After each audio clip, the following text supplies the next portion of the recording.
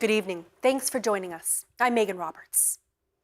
Northwest Territories wildlife officials are still looking for a wolf that bit a person on a trail outside Yellowknife over the weekend.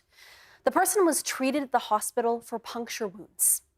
The Rainy Hill Trail, where the incident happened, remains closed. That's to keep the public safe until officials can locate the wolf and to help them investigate what happened. The NWT's chief veterinary officer says in this case, the animal wasn't acting like a normal wild wolf, and they want to find out why. Officials also need to understand more about the wolf's health and rule out any diseases that could be passed from wolves to humans. Wildlife officers are out in full force trying to find the wolf at the center of this attack. They're even using a drone. So currently at this time, we have kind of heavier wildlife officer presence out in the V Lake and surrounding area as we continue to patrol and stay proactive in that area. So in any type of situation where there's a wild animal that hurts a human being, whether it's a bite, whether it's a cut or a bruise, that's considered a wildlife attack on a human. So the way that we deal with that is if we are able to find the animal, it will be humanely euthanized. In my career, I've dealt with wolves, preying on domestic dogs, but never on a human being. For more on this incident, I reached Sadie Parr. She's studied wolves in Canada for 15 years and is a wolf scientist and advocate. Sadie, can you start by telling me how common this behavior and this type of contact is? I don't know much about the incident. I don't think that many details have come forward. So I'm certainly interested, as well as others, in learning more about it, and can't speak too much until some of those details come in. But I can certainly say that wolf-human encounters are very rare. There are probably, in North America, thousands of interactions that have occurred, but it's extremely rare for any of them to be negative encounters. By nature, wolves are typically shy and exhibit avoidance behavior and do everything they can to avoid us. But I am trying to make it more clear to people that as humans expand everywhere across the landscape, and especially if and as we bring our dogs with us, these encounters are likely to become more frequent, not only with wolves, but with all wildlife, including other carnivores. One detail we do know about this particular encounter was that the person that it happened to reported that the wolf was more interested in the person rather than the dog. What do you think about that particular detail? I see dogs, in a sense, as a wolf attractant, especially at certain times of year. Wolves are very sensitive to any canid in their territory, whether it be another wolf, a dog, a coyote, a fox. They can be sensitive and reactive, especially if there's pups or young around, or perhaps a food resource. And we have no idea what was going on in that situation. For the individual to say that the wolf was not interested in the dog, again, how do we know that? That is quite likely what brought the wolf into closer proximity, whether that's through smell, scenting. But again, it's also how we interpret these things. So I've heard a lot of people describe what they call aggressive behavior, whereas if you understand that, it's really just communicating. People, even the word snarling can be construed as aggressive. Well, that's basically a warning and a communication of how that individual is feeling to avoid an aggressive encounter. But it also sounds to me like a lot of things were done, in the whole situation very positively. Reporting this, keeping the dog close, continuing to investigate and monitor the situation, and really also using this experience as a learning opportunity. Could you give people a few tips if they're having an encounter like this, which they very well may find frightening, right? Most of us can't read wolves very well. So if they are having an encounter up close and personal, what should a person do? So if and when a wolf is becoming closer, I always say maintain at least 100 meters at the very least. If you see a wolf in the distance, stop, allow it to move through or do whatever it can. avoid the area if you can. You can always hike another trail that day, right? If it does begin to approach, backing off slowly. Again, just creating that buffer so there is always the space. I think it is important to maintain, not necessarily stare at it in a challenging way, as even people can find that, but maintaining a visual eye contact, knowing what it's doing, letting the animal know that you are watching it and you're paying attention, staying calm, standing erect. Generally, just humans with our erect status is enough to intimidate a wolf or a dog, right? A lot of it goes with dog behavior. Remaining calm and authoritative in that situation, using your voice in a calm way, which calms you down, but also asserts your dominance in that situation. We know that dogs and wildlife have instinctive responses to fast movements. And this, again, is why we never run from any wildlife. If there is an object that you can pick up, flaring clothing, or if you've got a bag, picking up a hiking stick if you've got one, or if you don't have one, picking up a stick, again, just to keep that distance between you and the animal. Certainly at the end of this, reporting the incident to the authorities so that they are aware that this has happened, so that there can be an understanding more so on the history that led up to this encounter. That was Sadie Parr, a wolf scientist and advocate. I spoke to her earlier. 2 essential water pumps have been stolen from crews working on a wildfire near the Northwest Territories' Alberta border. The pumps are used to protect cabins and other valuables from wildfire. NWT Fire says they were stolen near the Alberta-NWT border. They say the pumps are crucial for protecting structures and that the theft is disheartening. Many NWT patients who previously paid nothing for medical costs now have a deductible for medications. The GNWT updated the Extended Health Benefits Program, and it now includes an income threshold. The changes kicked in on September 1st, and they affect those with specific diseases. The CBC's Nadir Hashmi tells us how people are reacting to the new system. The GNWT says people who could previously access the program had to have one of the 50 specific chronic conditions. So we've removed the listing and given coverage to everyone else remaining in the territory. However, there will be income-based portion of the program. Saturnino says higher income families will have to pay up to 4% of their income for these benefits per year. After reaching that limit, the government will cover the rest.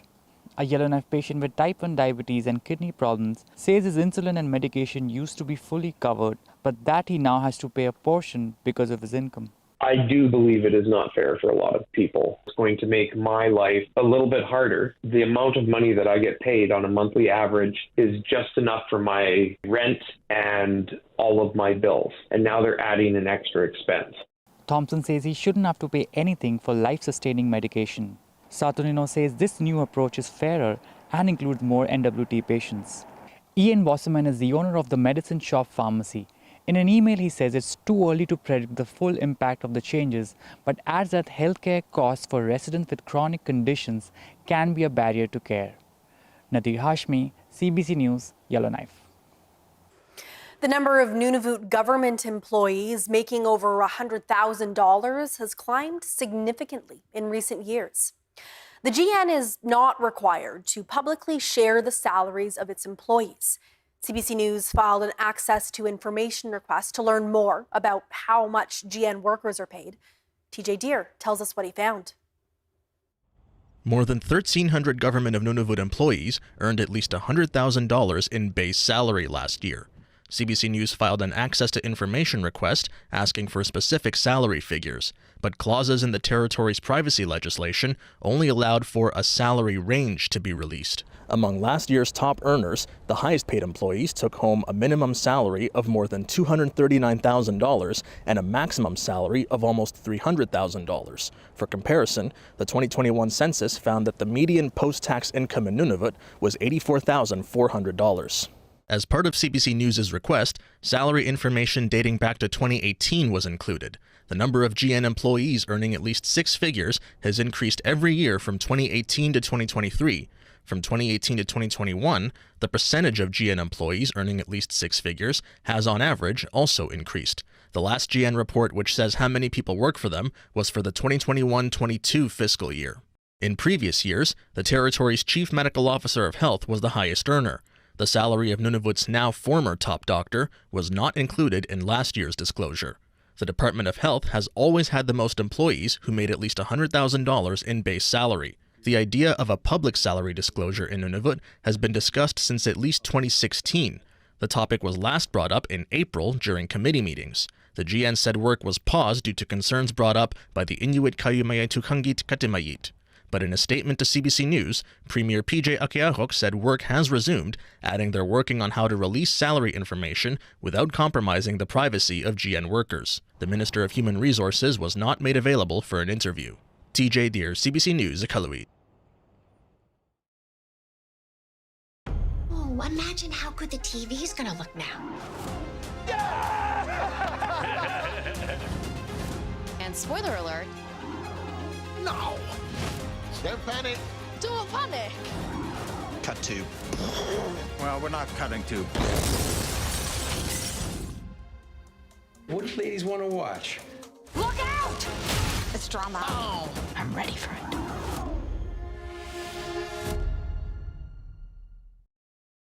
it. Triple. Homicide accepted. Everything all right here? Yeah. Is there a problem? We got a call about a disturbance.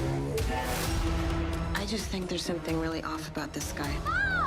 I've lived through today, this day, before. I need you to believe me and tell me I'm not completely crazy. What would you be prepared to do if you had one more chance? Anything. Welcome to Plan B Agency. Select your desired destination. Breaking news that shapes your world. With local CBC Radio 1 Live to connect us closer to home. It's news you can trust, delivered when you want, where you want, on the CBC News app. Download for free.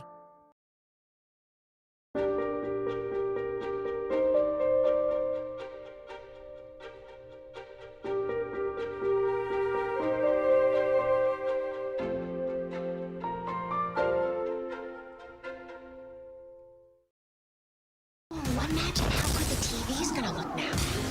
Oh, God! This is incredible. Did you know this? As if. Could the pressure be any higher? Moments that are so on trend right now. Ticket pricing, artificial intelligence, being a Swiftie. Commotion, available now on CBC Listen or wherever you get your podcasts.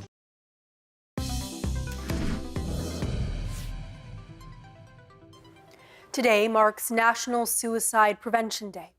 In Nunavut, the community came together to acknowledge the day with a solidarity walk through town, followed by a gathering. As Submarine reports, local groups united to send a message of support and hope. Hey, Nunavut, show your fight! Stop suicide! Hey, Hundreds of youth and community members marched this afternoon. Students, support workers, and well-wishers filled the streets of Nunavut today. If you're struggling, if you're going through a difficult time, you're not alone. Please reach out. All of them sharing the same message. They are here to support everyone who needs it. There are people, there are supports in the community, and please don't be afraid to reach out and talk to someone. Refreshments and food were served to the crowd. Support workers were on hand to talk with anyone who needed it. Des Loreen, CBC News, Inuvik. Scientists from the University of Southern California have found a better way to collect data on mercury levels in the Arctic. As permafrost melts, there's concern about levels of the toxic metal in northern communities. Carl Cardinal has more. Mercury from all over the planet enters our atmosphere, and because how our air circulates, a lot of it is transported to Arctic regions. Major studies has previously collected data on mercury levels up to 3 meters into the soil, but Isabel Smith, the lead scientist on this research, and her team found a better way to collect data deeper into the soil. We're working in river corridors, and so we're able to go up to these exposed riverbanks and look even 6 meters down because the river has done all of that coring for us. And so we've been doing that, and we're able to see how much mercury is, further down. The good news is that a lot of that mercury isn't being released into the environment. Rather, it's been reburied by sediment. However, the team has concern that as our climate continues to warm, the mercury that is being reburied will be offset by ever faster erosion. I think it's really important just because people in the Arctic are experiencing climate change first and foremost. And I think there are approximately 3 million people that live in areas with permafrost. This is really important for their health and just to look to the future because climate change isn't going anywhere. Smith says a major loss of permafrost is estimated over the next 20 to 75 years. Organisms at the top of the food chain, like polar bear, seal, and humans, are at higher risk of mercury exposure. Carl Cardinal, CBC News, Iqaluit. A new Whitehorse recycling depot opened today at the city's landfill. The temporary facility is part of several upcoming changes to recycling in the city. And as Cheryl Kawaja reports, opinion of the new recycling plan is split. Downtown Whitehorse, Herman Brower drops his recycling at Raven Recenter. But this weekend, the 24-hour non-refundable drop-off here will close permanently. In its place, a new temporary facility has opened at the landfill. But Brower isn't looking forward to the change. I come here regularly, it's much more easy and accessible. The city place is always open until like 5:30, so you can't even do after hours dump run, and then plus you have to pay every dollar now. We have multiple bins for all our different types of materials, so we'll have bins. Limited hours, fees for drop-off, and a drive from downtown. Daniel Lazar says he knows people find change hard, but he's hopeful it will work. He's general manager of Whitehorse Blue Bin Recycling, who has the city contract for the temporary facility. It's exciting. It's a big change for us and the public, so it's just a matter of getting all our ducks in a row and making sure everything goes smooth. He says the $1 a bag fee is reasonable. In December, the temporary program will expand to curbside pickup. Residents who currently have waste and compost pickup will get recycling pickup too, at an additional cost of $12.50 a month on utility bills. Here at the dump, reaction is mixed. I'm quite happy with that. I think that's a perfectly reasonable thing to do. I'm pleased, yeah. I want something to be done. I don't want it all to go to the landfill. Now we're going to have to pay to recycle? I think people are just going to get rid of it, in the dumpsters or whatever. Like it or not, the changes are coming. The city says it plans to release a sorting guide and schedule for the upcoming curbside service in the weeks ahead. Cheryl Kawaja, CBC News, Whitehorse. The Yukon's Ember Fire Academy is celebrating a milestone. Its 10-year anniversary. That's a full decade dedicated to training women to become firefighters in the territory. Virginie Ann has more.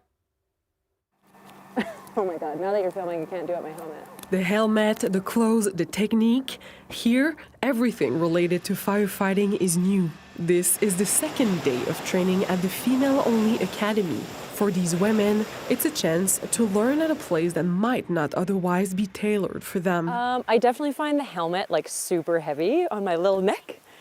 So wearing the pack is actually okay. It's really long for my torso. So I think just fit and the weight of the gear it's challenging, but it's definitely not impossible. There's just a lot of physical aspects that maybe there's a disconnect in terms of learning from men, just things like sizing and strength and stuff. It's not one's better and one's worse, it's just that it's maybe more relatable to learn from other women of similar build. The next few days will be all about fighting fires, rescuing people, physical performances, and empowering women. 119 have participated in the free program since it began in 2014. This week, 12 more will be trained at this center. The Academy chief says seeing more women fighting fires in the Yukon is her biggest accomplishment over the last 10 years. She believes the Academy has helped dismantle the traditional men's club culture in the field, with many participants going on to join fire services after graduating. So we've had so many recruits over the years say, that it's been a life-changing experience for them. And part of the program and part of when we do the Ember staff training is female firefighters, teaching female firefighters and showing, for me, this way works. And then, they've had men try to show them before and it just doesn't work.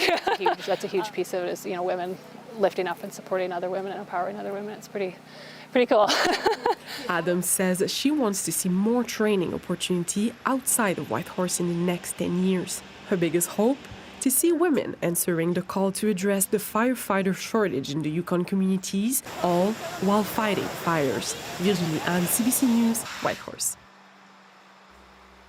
Teams in the Professional Women's Hockey League now have names and logos. The branding for all 6 franchises was revealed yesterday. Sarah Levitt introduces us to the league.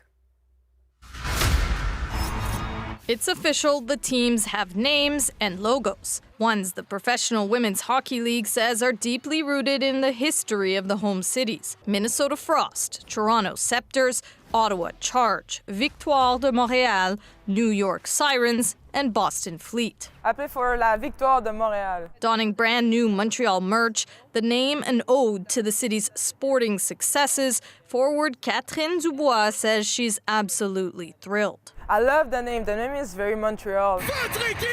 The PWHL had a wildly successful inaugural season, but it was condensed and the teams played without names. We had the luxury to be able to experience, what fans experienced at games and get sentiments from across the board and really use those to help crystallize this. One look on social media, though, and it's clear not all are on board with the names. Take the Ottawa Charge, inspired by the city's official motto, Advance, Ottawa en avant. The Ottawa Calgary Flames, one person writes. Another says, so much for buying merch. In Toronto, the league says the new name embodies the city's regal history. Scepters? Scepters of Toronto? It sounds a little weird.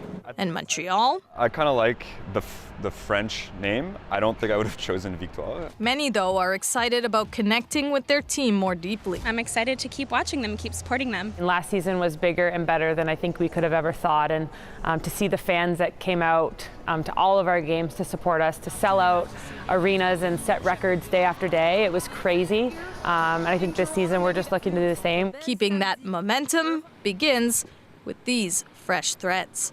Sarah Levitt, CBC News, Montreal.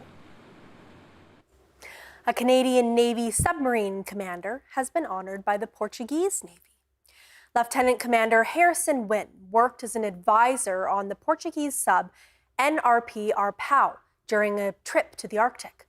The Portuguese Navy was trying to see if a conventional diesel-electric submarine could travel under the sea ice like a nuclear-powered submarine can. The mission was a success, and for his work, Lieutenant Commander Wynne was granted the Portuguese Naval Cross. He hopes the Arpau's trip will inspire regular submarine sailings under the sea ice. HMCS Corner Brook has conducted an operation in Nook, where they operated in and around ice in 2009, I would believe, or I think it was 2007. But here's hoping that in the future we have it in our books. Lieutenant Commander Wynne says the submarine's trip shows that the NATO alliance can work in the Arctic. Now let's take a look at the weather.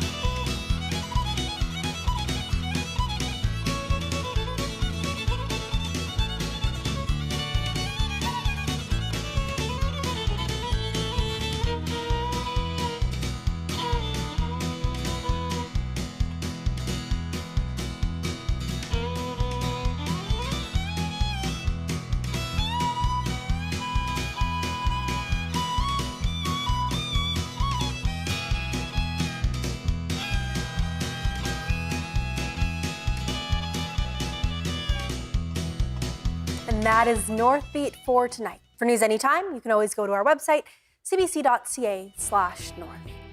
Thank you for watching. I'm Megan Roberts. Have a good night.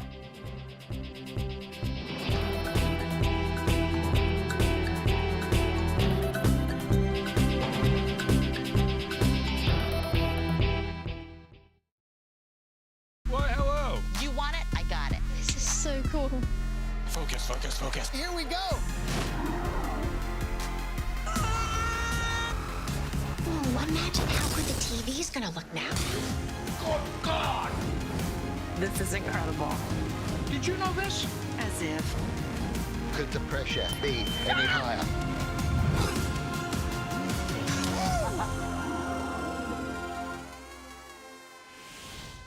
I'm such a fan of this show. Listen to the podcast, Q with Tom Power. The story itself is so unbelievable. The industry wasn't set up for me to thrive in. The presence I feel now is not something that I believed to be possible in the past. So many people thought I couldn't do it. They doubted me. I felt like I ripped my whole heart out. I didn't realize how formative 25 to 30 would be. I have to kind of repress my own self-doubt. You're one of my favorite interviewers, so I was pumped. Get out of here. Q with Tom Power. Available now on CBC Listen or wherever you get your podcasts.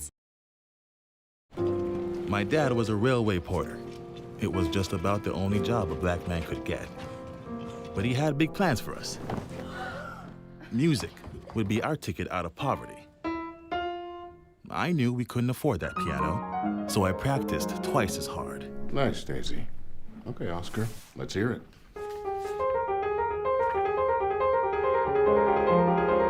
Turns out, I wasn't half bad. Then I found jazz. It found me. It wasn't all easy, though. I faced a lot of hate. But I found my stage. They call me the man with 4 hands. Well, I don't know about that, but let's see how far this ticket takes me. From Montreal to Carnegie Hall and far beyond, Oscar Peterson became one of the most recorded and celebrated jazz musicians of all time. Hi. Yeah, you can come on over. I'll be right there. You're here. I feel better already. It's got to come from the heart. I will cry. They're so together. Spicy. Now we're all just getting the sillies. How much more connected do you want to be? Yeah. Is this a team meeting? Because I'm part of the team. See you there. Physical activity helps you feel younger, so you can age better. Everything gets better when you get active. Her particular skill set can be helpful to us. She's a con artist. I feel you, honey.